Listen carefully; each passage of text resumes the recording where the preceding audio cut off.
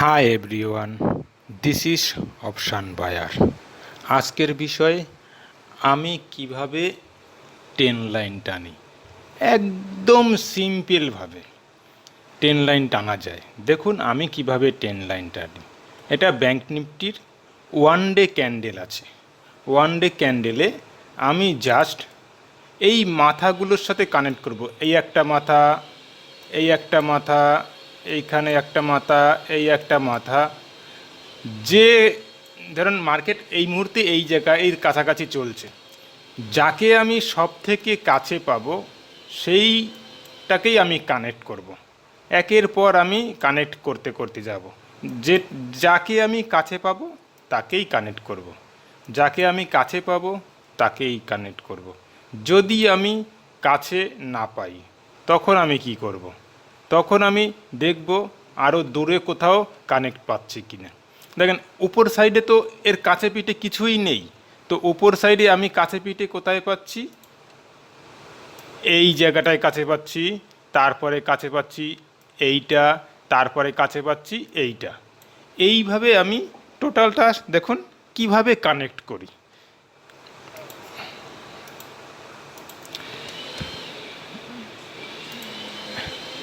আপনি যান ব্যাংক নিফটির এই সাইডে, এইখান থেকে আমি সরাসরি একটা নিয়ে নিচ্ছি হরিজেন্টাল লাইন। হরিজেন্টাল লাইন নেওয়ার পরে আমি আপনাকে বলেছি যেটা সব থেকে কাছে পাবো তার সাথে আমি কানেক্ট করব। তো আমি এইটা প্রথমে এইটা কাছে পেলাম, এটাকে আমি একটু বোল্ড করে দিই, কালারটাও চেঞ্জ করে দিই, আপনাদের দেখতে সুবিধা হবে। বোল্ড করলাম, কালারটা আমি রেড করে দিই। এটা আমি করলাম। পরেরটা আমি কি করলাম, এটা এর সাথে কানেক্ট করলাম। তারপরেরটা এর কাছে এখানে পাচ্ছি, এটার সঙ্গে কানেক্ট করলাম। তারপরে এর কাছে পাচ্ছি কোনটা, এটার সঙ্গে কানেক্ট করলাম। এবার এইটা কানেক্ট করব না, তার জানেন এর সঙ্গে কাছাকাছি কানেক্ট চলে এসছে। তারপরে আমি কানেক্ট কোথায় করব? এই জায়গাটায় কানেক্ট করব। কানেক্ট করলাম। তারপরে নিচে কোথায় আছে কানেক্ট করার মতো, এই জায়গাটায় কানেক্ট করব, করে নিলাম। তারপরে কাছে কোথায় পাচ্ছি, এইখানে কানেক্ট করলাম। তারপরে কাছে কোথায় পাচ্ছি, এইখানে কানেক্ট করলাম। তারপরে কাছে কোথায় পাচ্ছি, এটা দেখেন একদম কাছে হয়েছিল, তাও ওয়ান ডে ক্যান্ডেল মানে অনেকটাই ব্যবধান। আমি এইটার সঙ্গে কানেক্ট করলাম। তারপরে কোথায় পাচ্ছি, আমি এই জায়গাটায় কানেক্ট করলাম। এবার আমি এখান থেকে অনেকটা পয়েন্ট দূরে অলরেডি চলে এসেছি। যদি এখান থেকে হিসাব করে দেখা যায় যে আমি এখান থেকে মোটামুটি 900 থেকে 1000 পয়েন্ট দূরে চলে এসেছি। তো এবার আমি কি করব, আমি চলে গেলাম। এবার আমার এইখানে মার্কেট ক্লোজ হয়েছে কালকে, আমার উপর সাইডে আমার টানা হয়নি। উপরের সাইডে কি করব, আমি এই লাইনটার সঙ্গে কানেক্ট করলাম। তার আগে আমার আর ওপরে নেই, এটা হচ্ছে লাইফ টাইম হাই। এই আমার 10 লাইন টানা হয়ে গেল। এবার 10 লাইন টানা হয়ে গেল, তারপরে আমি কি করব, 15 মিনিটে আসব।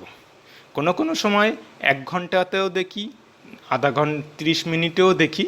তো 15 মিনিটে আসার পরে দেখেন যেটা সবথেকে important, demand and supply zone. আমার দেখেন ডিমান্ড অ্যান্ড সাপ্লাই জোনের সাথে সাথে মোটামুটি একটা কানেক্ট তৈরি হয়ে গেছে।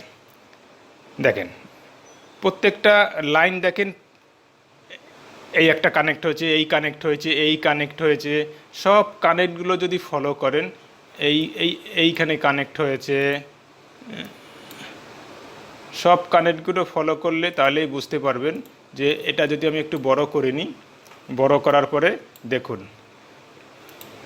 এই কানেক্ট হয়েছে, এই কানেক্ট হয়েছে, এইখানে একটু ব্যবধান হয়েছে, তো এইখানে কানেক্ট হয়েছে। এই দেখেন এইখানে একদম ভালো কানেক্ট হয়েছে, এই কানেক্ট হয়েছে, এখানে এই জায়গাটায় কানেক্ট হয়েছে, এখানে দেখুন এই জায়গাটায় কানেক্ট হয়েছে। এইবার আপনি চলে আসুন 5 মিনিটে। 5 মিনিটে একবার ভালো করে দেখুন, তাহলে বুঝতে পারবেন। মোটামুটি দেখুন হেভি সুন্দর কানেক্ট আছে, মানে আমি একটা ডিমান্ড অ্যান্ড সাপ্লাই জোন খুব সহজেই পেয়ে যাচ্ছি। এবার দেখুন 1 মিনিটের ক্যান্ডেল আর 5 মিনিটের ক্যান্ডেল একটু ব্যবধান, সামান্য কিছু ব্যবধান থাকে। সেটা যখন আপনি 5 মিনিট আর 15 মিনিটে আসবেন, একটু ওপর নিচ করে নেবেন। দেখা গেলো এটা আপনার একটুখানি উঠলো, দেখেন এখানে ভালো কানেক্ট পেয়ে গেলেন। এটা যদি আরেকটু তোলেন তাহলে এটা একটু ভালো কানেক্ট পেয়ে গেলেন। একদম সরাসরি আপনি ডিমান্ড অ্যান্ড সাপ্লাই জোন পেয়ে যাচ্ছেন। এবার ডিমান্ড অ্যান্ড সাপ্লাই জোন আমি পাচ্ছি, তো আমি এটাকে কাজ করব কি করে। এবার দেখা গেল আগামী দিন যত সম্ভব গ্যাপ ডাউন ওপেন হওয়ার সম্ভাবনা আছে। এবার গ্যাপ ডাউন ওপেন হওয়ার পরে আমি ধরে নিলাম মার্কেট এরকম জায়গায় ওপেন হলো।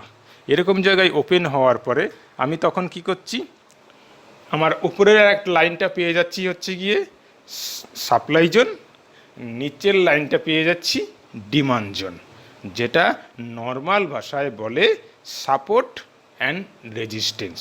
আমি এই সাপোর্ট অ্যান্ড রেজিস্ট্যান্সটাকে ফলো করে ট্রেড করার জন্য আগের যে প্রসেসগুলো আছে সেগুলো ফলো করব। আমি সাপোর্ট রেজিস্ট্যান্স না দেখে কোনো সময়ের জন্য ট্রেড করব না। নর্মাল একটা হিসাব, buy on support sell on resistance, অথবা